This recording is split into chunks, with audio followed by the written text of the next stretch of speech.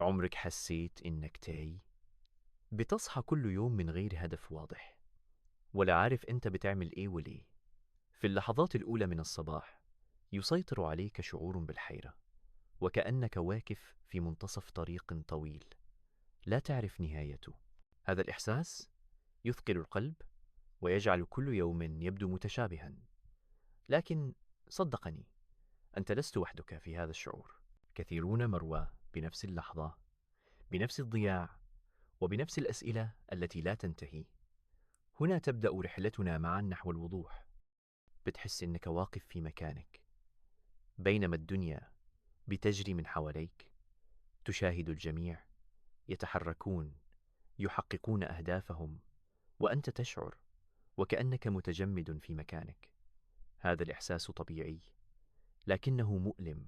أحيانا يكون الصمت من حولك أعلى من أي ضجيج، وتبدأ تتساءل: هل أنا وحدي من يشعر بهذا؟ لا تقلق، فكل بداية وضوح تبدأ من لحظة صمت وتأمل. خذ نفس عميق وركز معايا. أحيانا كل ما تحتاجه هو لحظة توقف، لحظة هدوء تعيد فيها ترتيب أفكارك. التنفس بعمق يمنحك فرصة للعودة إلى ذاتك، لتسمع صوتك الداخلي بعيدا عن ضوضاء العالم. في تلك اللحظة يبدأ التغيير الحقيقي. إحساس التوهان مش ضعف، بالعكس، ده إنذار من عقلك بيقولك إنك لازم تغير. لا تخجل من هذا الشعور، فهو علامة على أنك ما زلت تبحث عن الأفضل لنفسك.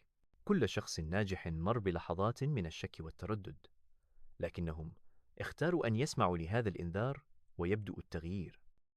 وأول خطوة علشان تطلع من الدوامة دي هي إنك تعترف إنك تايه، لأن اللي بيعترف يقدر يحدد الطريق.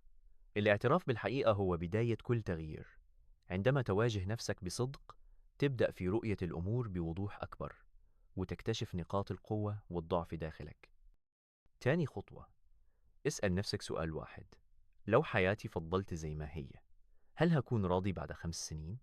هذا السؤال البسيط يحمل في طياته الكثير من العمق، فهو يجعلك تتخيل مستقبلك وتفكر في النتائج التي ستصل إليها إذا لم تتغير.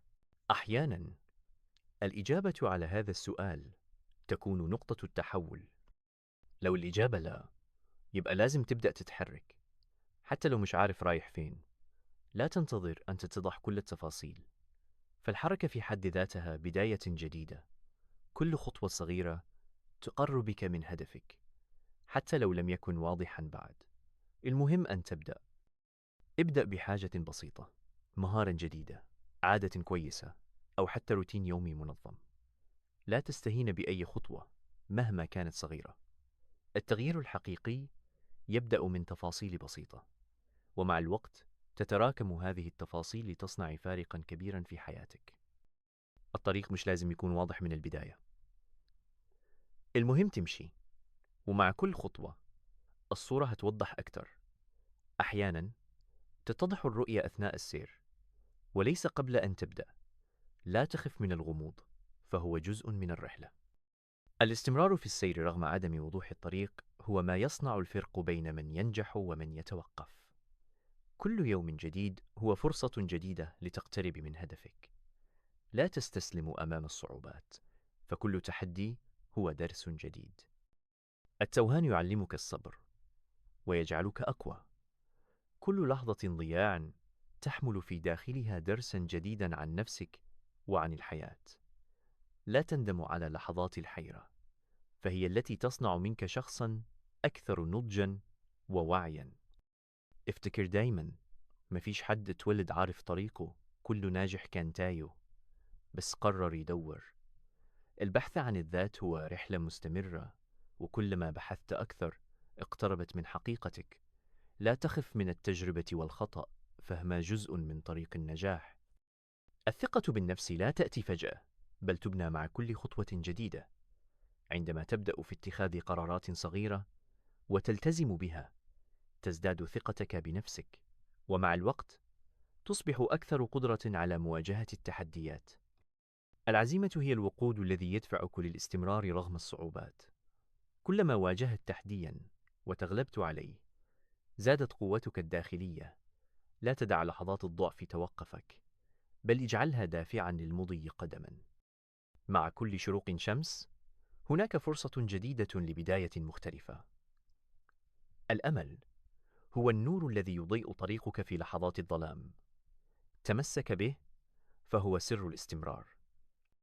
النمو لا يحدث في لحظة، بل هو عملية مستمرة. كل يوم تتعلم فيه شيئا جديدا عن نفسك أو عن الحياة هو يوم أضفت فيه لبنة جديدة لبناء شخصيتك. لا تتوقف عن التعلم والتطور. النجاح الحقيقي يأتي بعد لحظات من الضياع والتوهان. كل قصة نجاح عظيمة بدأت من نقطة ضعف أو حيرة. المهم أن تؤمن أن كل ضياع هو بداية جديدة.